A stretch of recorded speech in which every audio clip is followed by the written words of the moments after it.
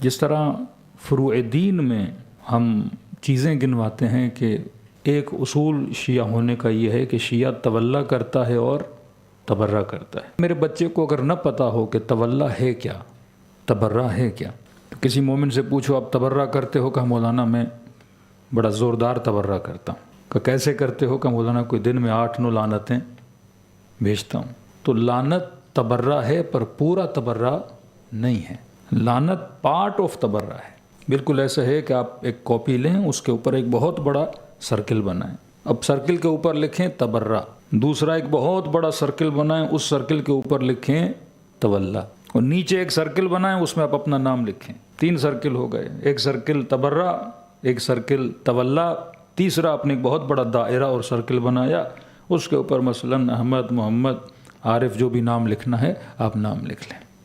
اب میں نے دیکھنا ہے کہ میرے اندر تولا کتنی ہے اور میرے اندر تبرہ کتنی ہے۔ تو لیکن مجھے پتا تو ہو کہ سرکل تبرہ میں کیا کیا آتا ہے۔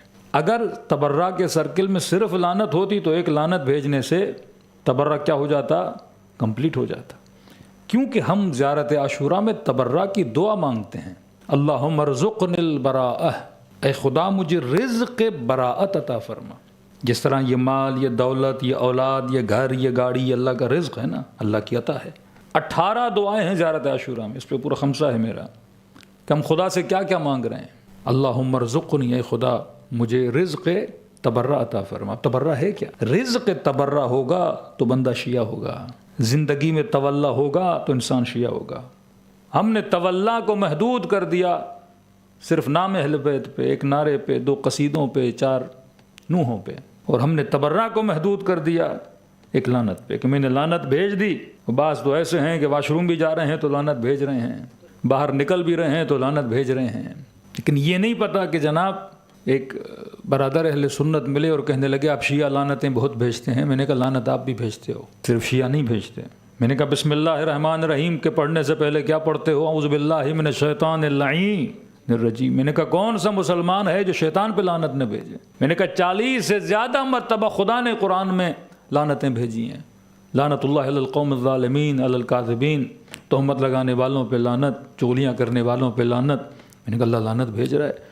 اور آپ تراویحاں پڑھتے ہو تو قرآن کی آیتیں پڑھتے ہو، جب آیتیں پڑھتے ہو تو خود بخود لعنت بھیج رہے ہو۔ میں نے کہا ہاں، آپ کی لعنت میں اور ہماری لعنت میں ایک بہت بڑا بگ ڈفرنس ہے۔ کہ کیسے؟ میں نے کہا ایک مرتبہ آدمی تیر پھینکتا ہے نا ہوا میں، کبھی پاکستان میں شادیاں ہوتی ہیں تو ہوائی فائرنگ ہوتی ہے، ہاں گولیاں چلاتے ہیں لیکن ہوا میں، اب گولی کہاں گری پتہ نہیں، میں نے ہوا میں چلا دی۔ میں نے کہا آپ کی ساری لعنتیں ہوائی ہیں، بھیجتے تو ہو لیکن پتہ ہی نہیں کہاں جا رہی ہے۔ میں نے کہا ہم لعنت بھی بھیجتے ہیں، ساتھ میں پورا ایڈریس دے کے بھیجتے ہیں، ہماری لعنت ایڈریس کے ساتھ جاتی ہے، اس لعنت کو پتہ ہے میں نے کہاں جانا ہے۔ تو ہم میں سے کئی لوگ تبرہ تو کر رہے ہیں کہ جناب لعنت تو بھیج رہے ہو، شاید ایڈریس بھی دے رہے ہو، لیکن اگر کوئی لعنت کو غلط ایڈریس دے دے تو لعنت تو غلط دی ہوئی ایڈریس پہ تو نہیں جاتی نا۔ 70,000 ممبروں سے سب امیر المومنین کیا جاتا تھا۔ اب ضروری تو نہیں کوئی بندہ ایک اچھے بندے کو لعنت کر رہا ہے تو لعنت وہاں جائے۔ ایک ایڈریس آپ دیتے ہو، ایک ایڈریس خدا نے لعنت کو دی ہوئی ہے۔ لعنت خود چہرے پہچان کے چلی جاتی ہے، لعنت خود گھر پہچان کے وہاں پہ برسنا شروع ہو جاتی ہے۔ اسی طرح رحمت ہے۔ کسی نے میرے معصوم امام سے پوچھا مولا ہم جب رات کو سوتے ہیں تو آسمان پہ چمکتے ہوئے ستاروں کو دیکھتے ہیں۔ امام نے فرمایا جس طرح تم رات کو سوتے ہو اور تجھے آسمان پہ کچھ ستارے چمکتے ہوئے نظر آتے ہیں، یہ ایڈریس ہے کہ یہ چاند ہے، یہ مریخ ہے، یا عطارد ہے، یہ فلاں ستارہ ہے۔ فرمایا اسی طرح جو آسمانوں پہ فرشتے رہتے ہیں انہیں زمین پر کچھ ستارے نظر آتے ہیں سینکڑوں کی تعداد میں۔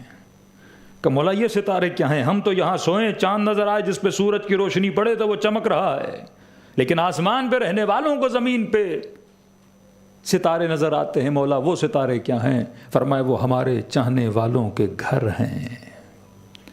جو فرشتوں کو ستارے کی صورت میں نظر آتے ہیں، جب یہ رحمت لے کر نازل ہوتے ہیں تو ہر گھر پہ نازل نہیں ہوتے، اس گھر میں نازل ہوتے ہیں جس گھر میں محمد و آل محمد کی محبت پائی جاتی ہے۔ تو اشارہ کر رہا ہوں کہ تبرہ بہت بڑا کنسپٹ ہے۔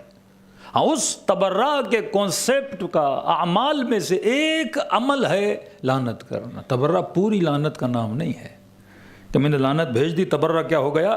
کمپلیٹ ہو گیا۔ اب اگر چھوٹے بچوں کو سمجھانا ہو، یہ مکتب حکمت ہے، پریکٹیکل دین ہے، تو آپ کیسے سمجھا سکتے ہو؟ آپ بچے کو گھر میں لے جاؤ، ایک بڑا سرکل بناؤ تبرہ کا، ایک بڑا سرکل بناؤ تولا کا۔ تولا مطلب جو میں نے کرنا ہے، واٹ ٹو ڈو، جو بچوں نے انجام دینا ہے۔ تبرہ مطلب جو میں نے نہیں کرنا۔ تبرہ مطلب دوری، تولا مطلب نزدیکی۔ آگ سے میں نے کیا کرنا ہے؟ دور بھاگنا ہے۔ جنت و باغ و باغات و ہریالی کی طرف میں نے کیا جانا ہے؟ نزدیک جانا ہے۔ بھائی کئی لوگ مڈغسکر چھوڑ کے کہاں آئے؟ موریشس آئے۔ تو آپ کیوں آئے؟ مطلب آپ نے تبرہ کیا مڈغسکر سے اور تولا کی موریشس سے، تو کسی چیز نے اٹریکٹ کیا کہ آپ یہاں پر آ گئے نا، اور وہاں کوئی چیز بری لگی کہ آپ اس کو چھوڑ کے یہاں آ گئے۔ اب کہا تبرہ کرو، کس سے؟ دشمنان محمد اور آل محمد سے۔ اب دشمنان محمد اور آل محمد سے تبرہ کیوں کروں؟ پہلے دیکھنا پڑے گا کون ہے دشمن علی، کون ہے دشمن رسول، کون ہے دشمن جناب سیدہ، تو ان کے نام نکالو۔ جب نام نکل آئے تو یہ دشمن کیوں بنا، پھر ان کی صفات کو نکالو۔ کہ ابن ملجم کی صفت کیا تھی؟ ہوسران تھا۔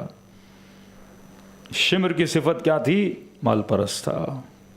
ابن سعد کی صفت کیا تھی؟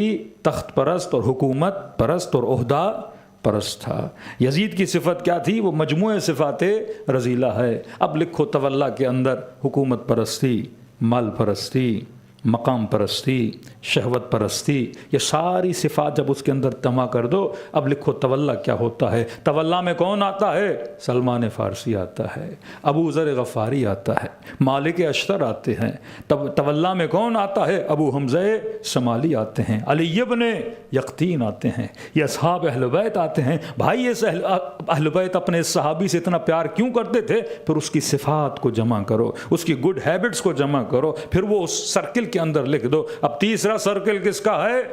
اپنا سرکل بناؤ جس میں اپنا نام لکھو۔ اب تولا میں شجاعت ہے، تولا میں نڈر پن ہے، تولا میں سخاوت ہے، تولا میں خوش اخلاقی ہے، تولا میں ادب ماں باپ ہے، تولا میں انسان جب بات کرے تو گویا منہ سے کیا نکلے؟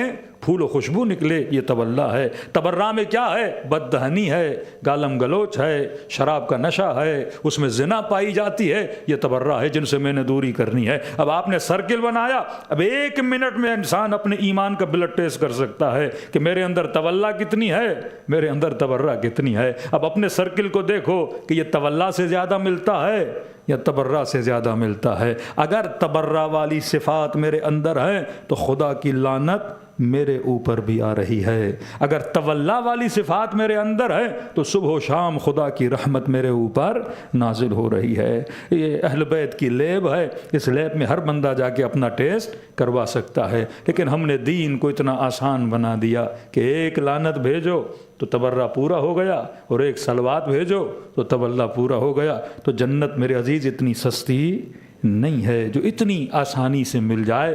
جنت کے لیے انسان کو محنت کرنی ہے، زحمت کرنی ہے۔ تو جب تک کانسیپٹس انسان کے کلیئر نہ ہو، انسان آسانی سے سمجھتا ہے۔ میں چھوٹی سی مثال دے رہا ہوں، آپ روڈ سے گزر رہے ہیں، اپنے بیٹے کو کہیں کہ بیٹا بتاؤ ٹویوٹا کی گاڑیاں کتنی روڈ سے جا رہی ہیں، ٹویوٹا کی کارز کتنی روڈ سے گزر رہی ہیں، ذرا مجھے گن کے بتاؤ۔ 5 منٹس میں یا 10 منٹس میں آپ روڈ سے جا رہے ہیں، آپ کا بیٹا گنے گا، ایک ٹویوٹا، دوسری بھی ٹویوٹا کی، تیسری بھی ٹویوٹا کی، چوتھی بھی ٹویوٹا کی، ماڈلز کو چھوڑیے بس کمپنی بتاؤ ٹویوٹا کی ہے۔ تو 5 منٹ کے بعد بیٹا کتنی گاڑیاں تھیں؟ اس نے کہا کوئی 40 گاڑیاں میں نے ٹویوٹا کی گنی۔ اب اس سے پوچھے بیٹا جب تم گاڑیاں گن رہے تھے تو ہونڈا کی کتنی گاڑیاں تھیں؟ 10 منٹ اس نے گاڑیاں گنی نا، اور کون سی گاڑیاں؟ ٹویوٹا کی۔ آپ نے کہا بیٹا ہونڈا کی کتنی گاڑیاں؟ کہا وہ تو مجھے نظر ہی نہیں آئی۔ جب آپ کے مائنڈ میں ایک چیز ہوتی ہے تو آپ اسی چیز کو دیکھتے ہو۔ جو ڈسکرپشن ہم اپنے مائنڈ میں بنا دیتے ہیں نا، میرے ذہن میں ہے کہ مومن ایسا ہوتا ہے، اب میں سب کو اسی اینک سے دیکھوں گا، مجھے پھر ہونڈا نظر نہیں آئے گا۔ وہابیوں نے جو شرک کی ڈیفینیشن دی، اب جو بھی اب وہ اسی اینک سے دیکھے گا، اس کے سارے شیعہ کیا نظر آئیں گے؟ مشرک نظر آئیں گے۔ یہ اینکیں جو ہم نے پہنی ہوئی ہیں، آج میں گرین اینک پہنوں تو سارا ماحول کیا ہو جائے گا؟ گرین ہو جائے گا۔ آج میں ریڈ اینک پہنوں تو سارا ماحول کیا ہو جائے گا؟ ریڈ ہو جائے گا۔ سب سے پہلے میں نے کیا کرنا ہے؟ اینک کو اتارنا ہے۔ اینک اتارنے کے لیے پڑھنا پڑتا ہے، اینک اتارنے کے لیے غور و فکر کرنا پڑتا ہے. جناب سلمان سے پوچھا سلمان ماہ مبارک رمضان میں سب سے بڑی عبادت کیا کرتے ہو؟ تو لوگ کیا سوچیں گے؟ سلمان بولے گا میں قرآن پڑھتا ہوں، میں نمازیں پڑھتا ہوں، میں ذکر خدا کرتا ہوں. سلمان نے کہا سب سے بڑی عبادت جو ماہ مبارک میں کرتا ہوں، میں گھنٹوں گھنٹوں فکر کرتا ہوں. آج ہم میں سے کتنے لوگ ہیں جو دن میں آدھا گھنٹہ بیٹھ کے کیا کریں؟ غور و فکر کریں، اپنے اعمال پہ غور و فکر کریں، کائنات میں غور و فکر کریں. تب انسان کو جا کے کیا ملتی ہے؟ ہدایت ملتی ہے. جب تک حسین کی طرح سوچو گے نہیں تب تک حسین کے راستے پہ چل نہیں سکتے. جب تک امیر المومنین، ہمارا برین ویسا چل ہی نہیں رہا، ہماری بیسک پروگرامنگ ہی خراب ہے. جب پروگرامنگ ہی خراب ہے تو ہمارے ایکشنز بھی کیا ہو جائیں گے؟ خراب ہو جائیں گے. اہل بیت کہتے ہیں پہلے کسے بناؤ؟ اس دماغ کو بناؤ، اس برین کو بناؤ. یہ جتنا ہیلدی ہوگا، جس کے اندر ہیلدی نالج ہوگی، تب انسان کے ایکشنز کیا ہو جائیں گے؟ ہیلدی ہو جائیں گے. تو آج تک ہم نے صرف یہ سمجھا کہ نماز ہی عبادت ہے. ہاں نماز ہی عبادت نہیں، نماز جزء عبادت ہے. یہ رزق حلال کی تلاش میں جانا، یہ ایک دن میں کتاب پڑھنا، 4 گھنٹے غور و فکر کرنا، التفکر الساعہ افضل من 70 سنہ عبادہ. 1 گھنٹے کا سوچنا 70 سال کی عبادت سے کیا ہے؟ افضل ہے. کیونکہ یہ 1 گھنٹے کا سوچنا انسان کو کیا بنا سکتا ہے؟ حور بنا سکتا ہے.